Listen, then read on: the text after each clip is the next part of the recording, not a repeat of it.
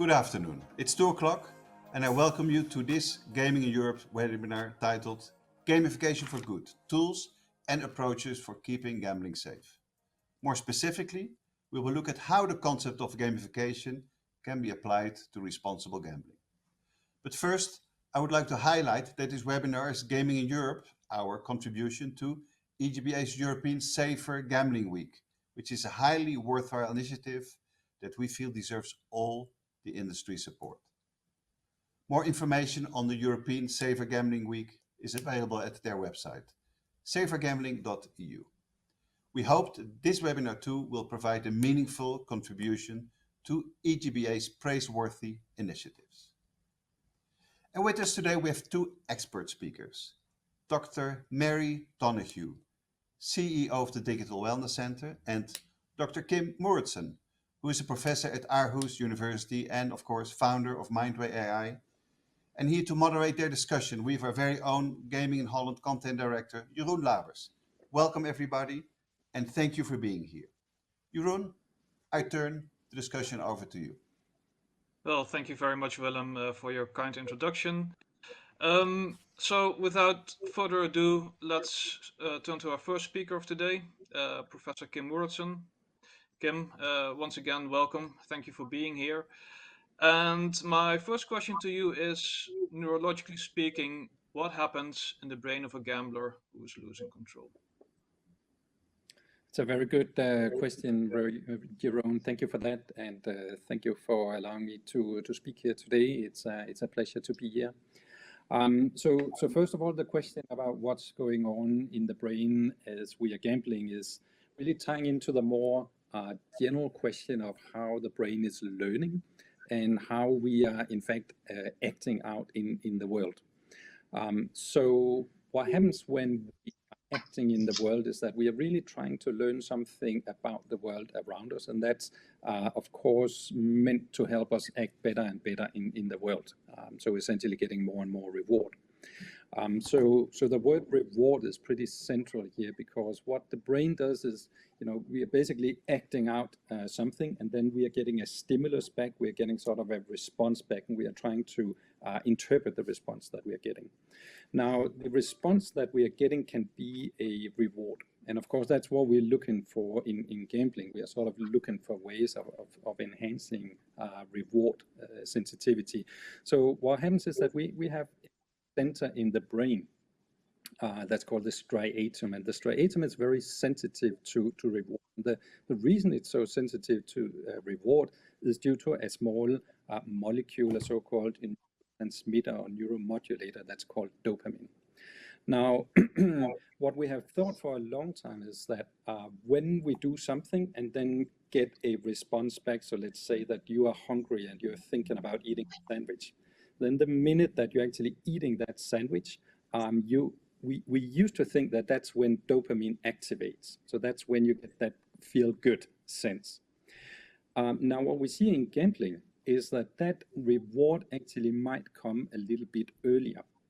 So what happens in gambling, and especially as you're starting to lose control, as you're getting more and more engaged in the gambling, is that you are not feeling the reward in the game itself, but you are expecting to get a reward.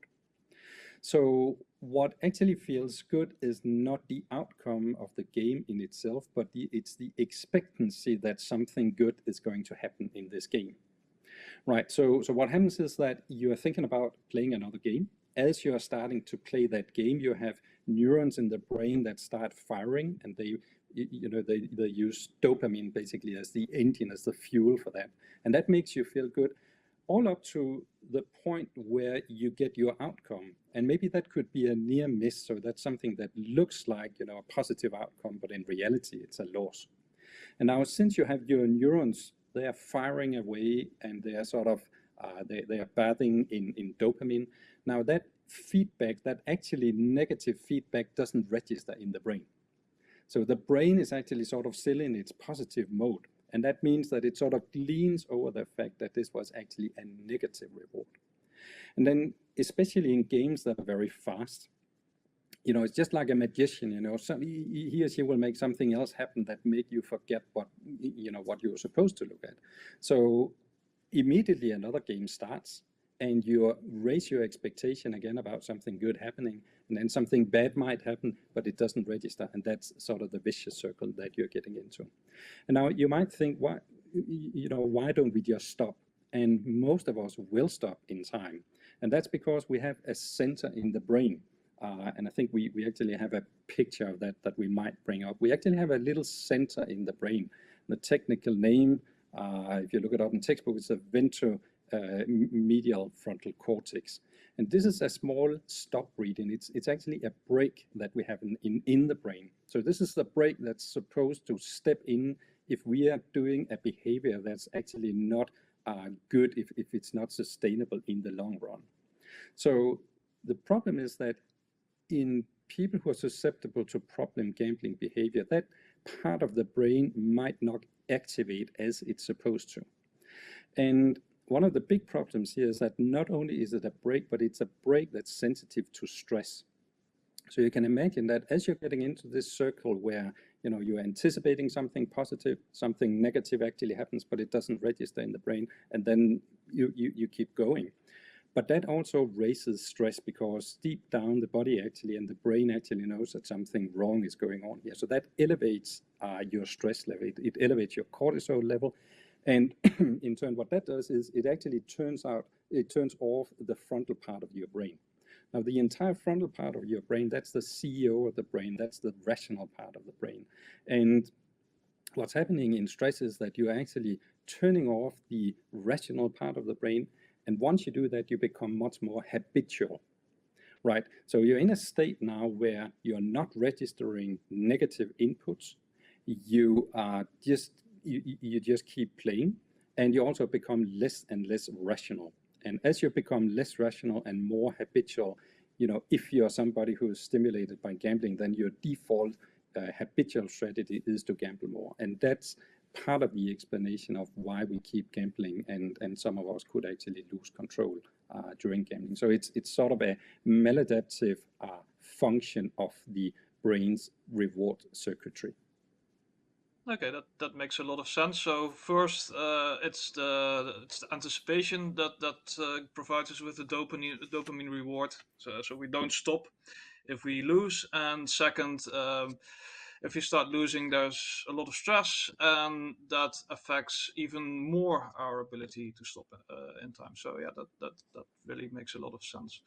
So now we understand a bit better what is actually happening in the brain. Let's move on to our second question, which is about gamification and prevention, because at some point we do have to start talking about gamification, of course. So Kim, specifically, how can games be used to measure an individual player's sensitivity to gambling-induced stress and impulsivity? Related to that second, what is the practical use case for such a tool?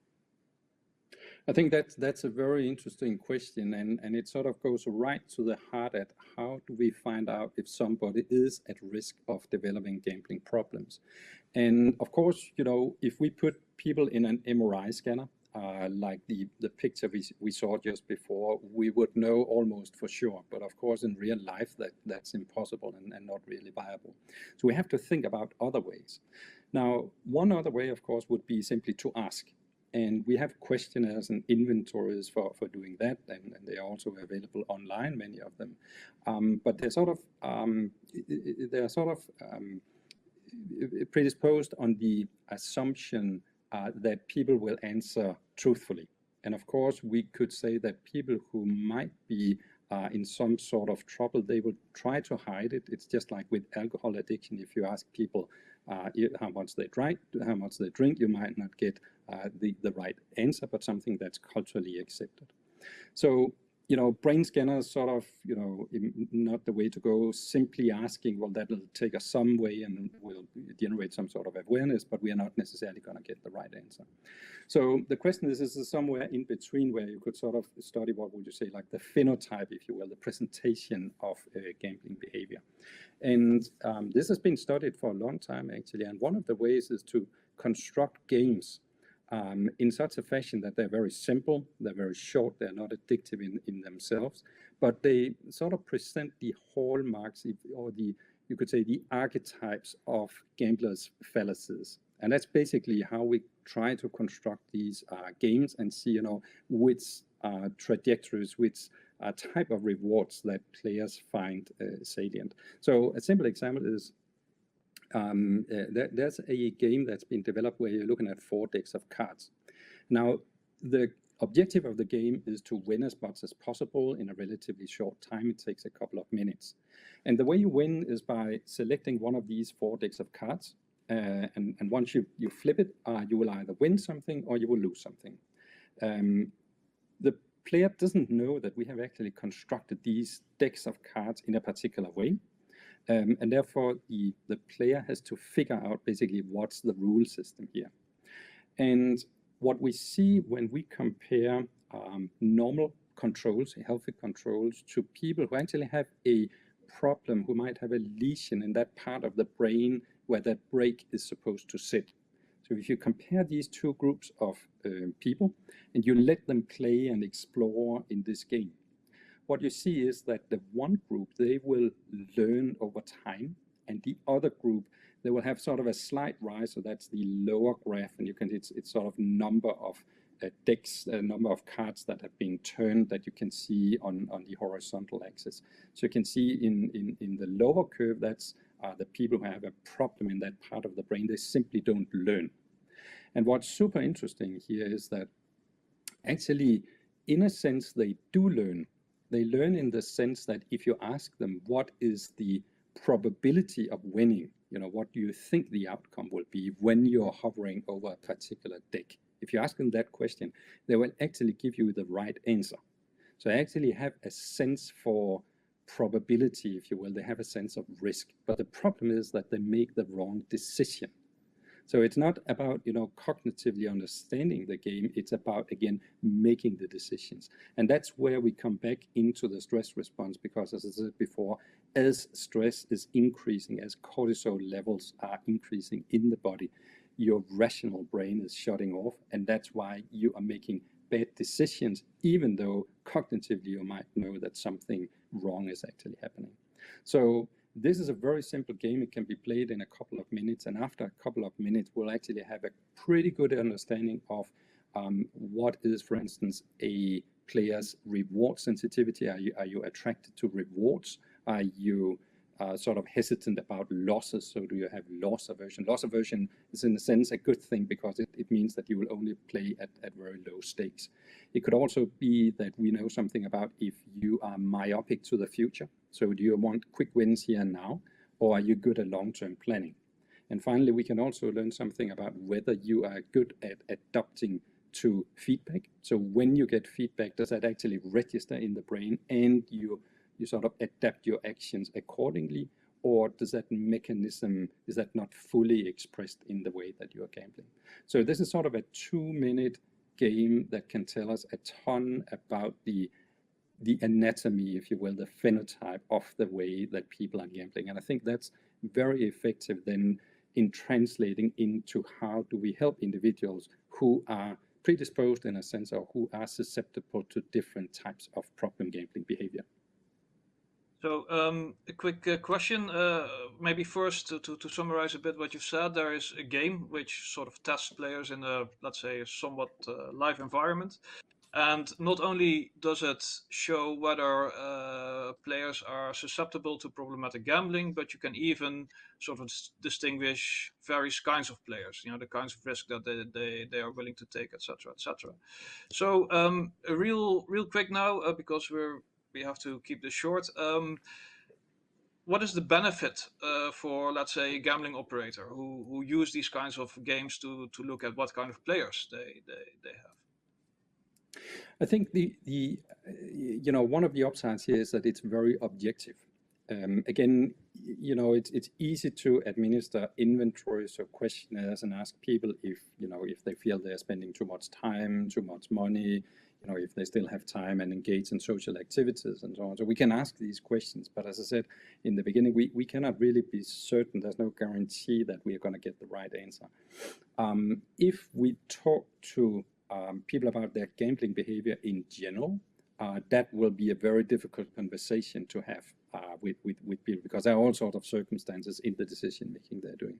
But in sort of this sort of isolated sandbox, there's no real money involved. It's a lot easier to have a conversation with a customer about what just went on here. I mean, why were you making these decisions? And also make, you could say, a simulation, if you will, sort of an argument that, you know, if you continue playing in this particular way, you know, down the line, this is why you're going to lose a lot of money.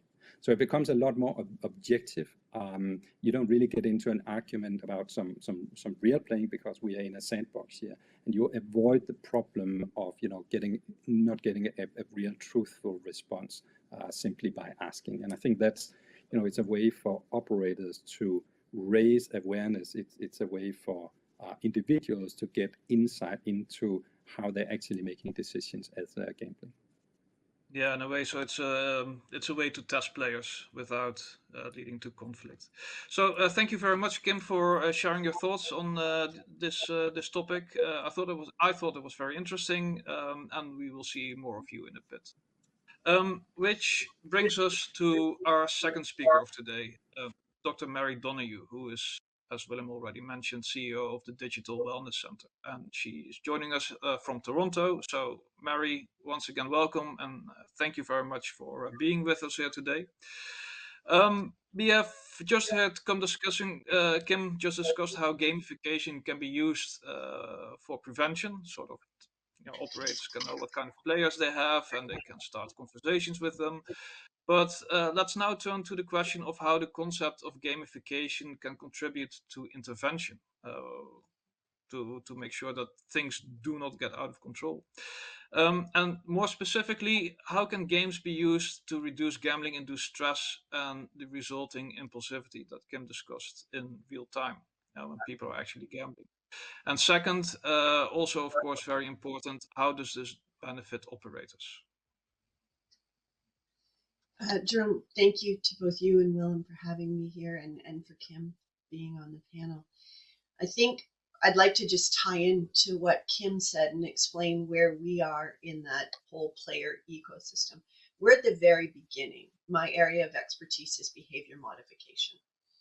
And I still work on the basic principles of classical conditioning. And some of you may remember from high school, they talked about Pavlov and his dogs, but essentially teaching the brain to associate two events.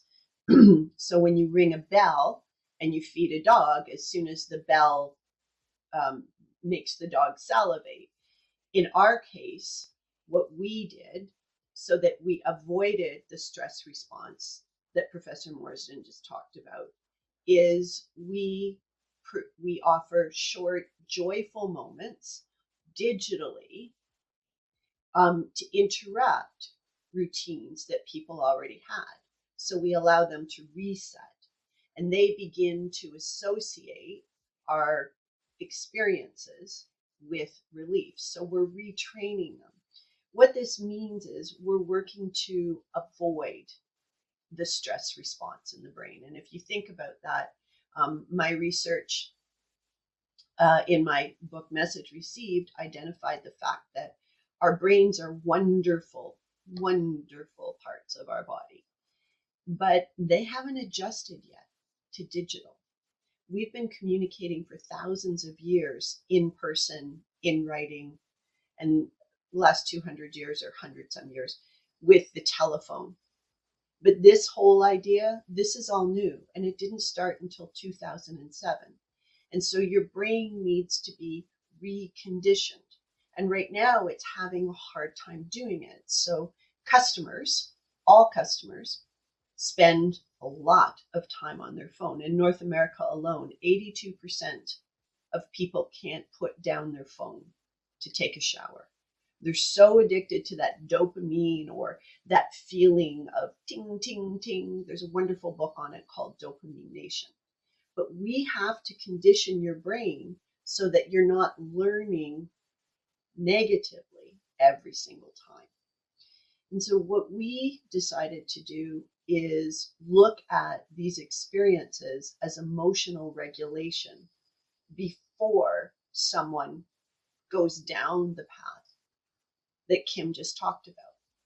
And so what I mean by that is your prefrontal cortex, the longer it's experiencing stress on digital, which everyone's on. If you look around you at any time, most people are down and on their phones. And they could be at a slot machine in observations we've done. And they still pick up their phone and hit the slot machine and pick up their phone.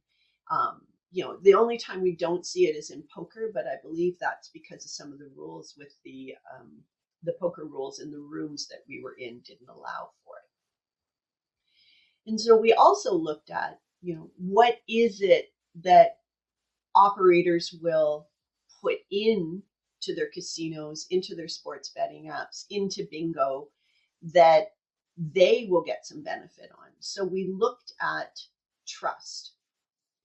And when we begin to look at that, we know that the more you're on digital, it's like clouds building up in that prefrontal cortex, and it prevents the brain from doing what it wants to do. Think of the brain, think of sunshine trying to get through that prefrontal cortex, and it can't.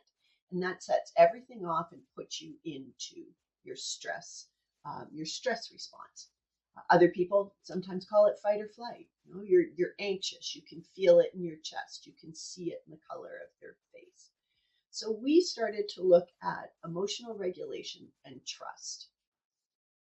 And what we began to see here, if we pull up my slide right now, I just want to be a little quick on this, is we used already existing infrastructures to deliver this emotional regulation. Because one of the things that happened to me when I started this part of our business 2 years ago was game mailing operators just saying, we don't have the money for this. We're not doing it. There's no value to us. We'll spend what regulators want us to spend and carry on. So responsible gaming was in a silo that it couldn't break out of. So we had to demonstrate the value of preventing a player from going down the route that Kim just talked about of bad gambling behavior. And what we found is digitally, because it's the Digital Wellness Center, the less friction to get to emotional regulation, the larger the mood change. And so we consistently see about a 44% response no matter how we delivered it. And here's what we began to look at here was a significantly lower mood lift when they had to click 3 times. So I'm talking about Casino NL, which is a 90-day campaign. But what happened is they used our link on their responsible gaming page.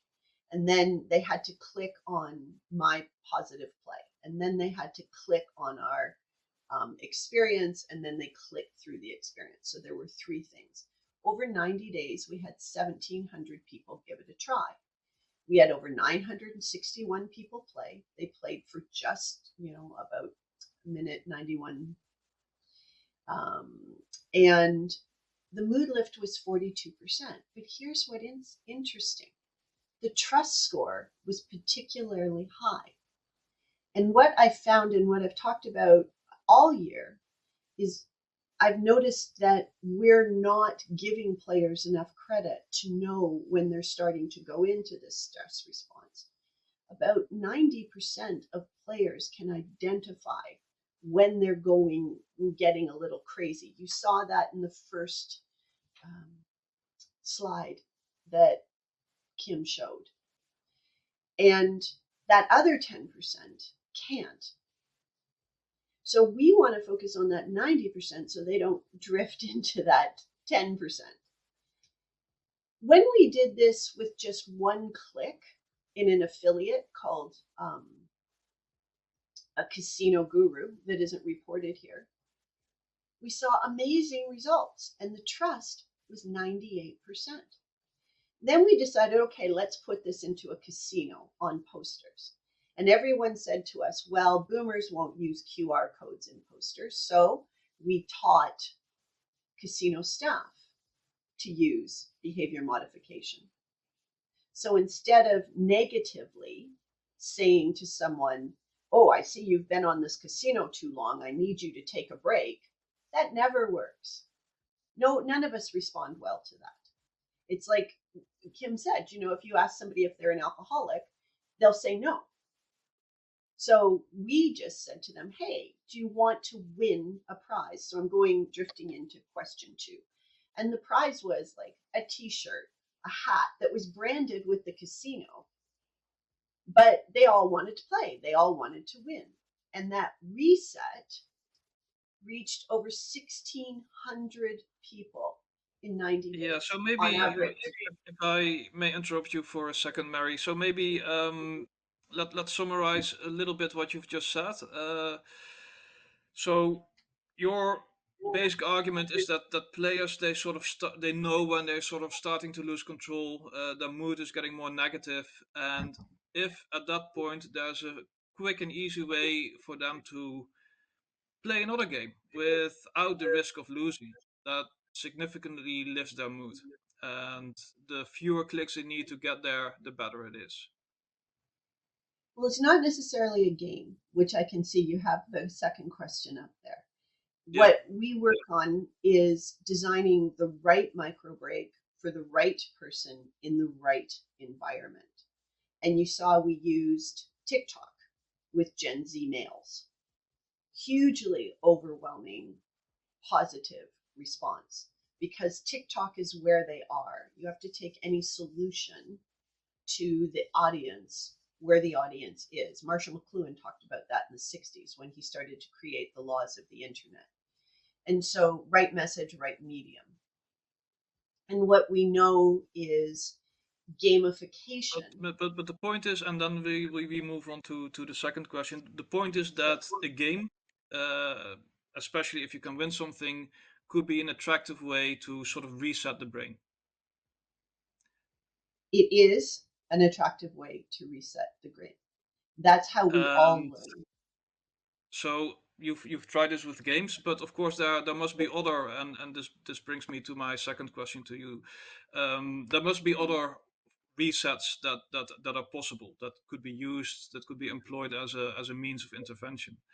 So maybe you were already starting talking about this, but maybe you can go into this a bit deeper. So besides games, are there other relevant, real-time means for reducing stress and impulsivity in gamblers? Yes. We have designed a series of, going back to learning and the brain, short micro videos that teach you something you're interested in, how your brain works, how your relationships work, why are you stressed at work, and how we deliver those. Again, Jerome, it's all about the delivery of the reset is in an email. And we started this 5 years ago with Microsoft and Walmart, people who were under stress during COVID. And we sent them an email that asked them a silly question. Are you as happy as a rocket ship taking off, or as sad as a bunny in a hole? And consistently, people just laughed at that question. And laugh is a reset, just even the beginning. And it didn't matter across the board who we sent that to. But the sillier the question, the higher response we got. So there was 2 questions, and it took you to a break. So we have an inventory of micro videos, of movements, of meditation, of sleep hints, and as you talked about, puzzles, not necessarily games. Games themselves don't work. So if you say, oh, do Candy Crush or something like that, it just stimulates the same response in your brain. You have to design the games for the generation you're going to use them with, and that includes the language. And what we found is, in less than 3 minutes, and this was, Kim was kind enough to give us a PhD student who looked independently at our data. And we reported on that in March in Michigan and at the Academy, was in less than 3 minutes, people, if we have a scale from stressed, annoyed to happy being 1, stressed being 5. They moved from stressed to happy in less than 3 minutes when we gave them the right break, the right reset. And they moved from annoyed to stressed in 55% of the time in less than 3 minutes. Okay. So these breaks, these resets, they are very, very important. I think we can conclude for keeping players grounded, and that's of course what every responsible operator should want. So that is very helpful. So thank you very much, Mary, for bringing our attention to resets, micro breaks, and the role these can play in stopping problematic gambling behavior. Which brings us to our final question of this webinar. And as you see, we will once again be joined by Kim Mouridsen. Welcome back, Kim. So far we have discussed how gamification or perhaps other kinds of resets can contribute to prevention and even intervention when it comes to problematic gambling behavior.